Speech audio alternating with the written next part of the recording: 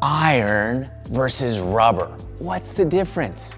You're gonna see people all over the internet making fun of people who use bumper plates or saying that iron is the only way to go, and I'm gonna break it down for you exactly what's going on. So first of all, the biggest difference between iron and rubber plates is that iron plates tend to be cheaper. Yes, there are a ton of different kinds of iron plates. Some of them are super expensive, but on the whole, iron plates tend to be cheaper.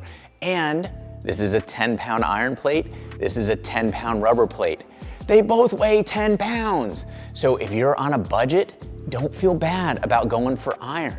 They both weigh the same amount and they're gonna help you get your gains. Okay, let's move on to number 2, the second difference between iron and rubber plates. And you can see it right here.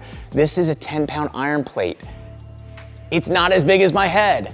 This is a 10-pound rubber plate. It's quite a bit bigger than my head. There's a reason for this.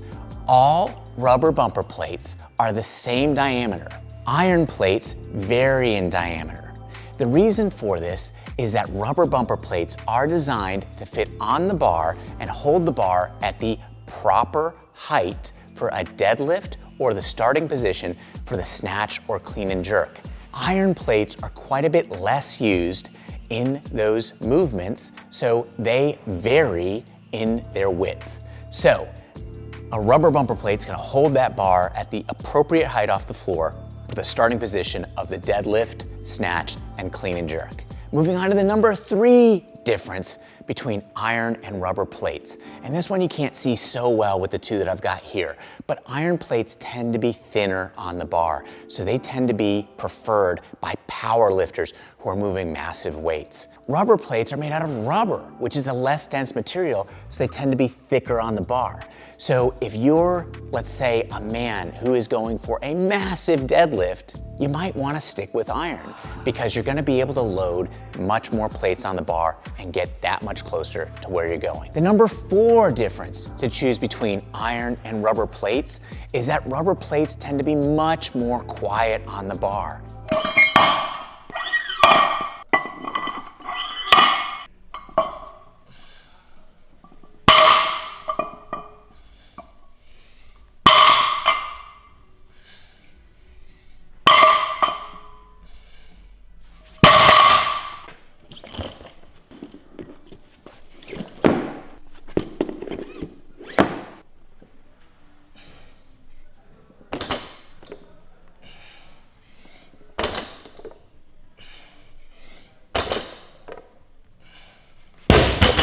And if you're building a garage gym, or even if you're lifting in a commercial gym, you're not gonna hear that iron clatter of clank when you put it down on the ground. By the way, I love that sound. But you know who doesn't love that sound? My wife and my kids. So when I'm at home, I tend to be lifting on rubber because it's much more quiet.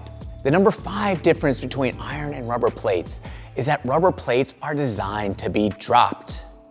Iron plates are not. So whether you've got a concrete floor, whether you've got a drop pad, whether you've got some rubber on the floor, it's not gonna be a great idea to drop these iron plates on the floor. They might damage the floor, they might damage the bar, heck, they might even damage themselves. I've seen iron plates crack before. However, rubber bumper plates are absolutely designed to be dropped, so that's why you might wanna go down to the floor. Now I'm gonna wrap it all up for number 6, which is the 6th difference and my reason to go with rubber generally over iron plates. And that is that rubber plates can do everything that iron plates can do, but iron plates cannot do everything that rubber bumper plates can do.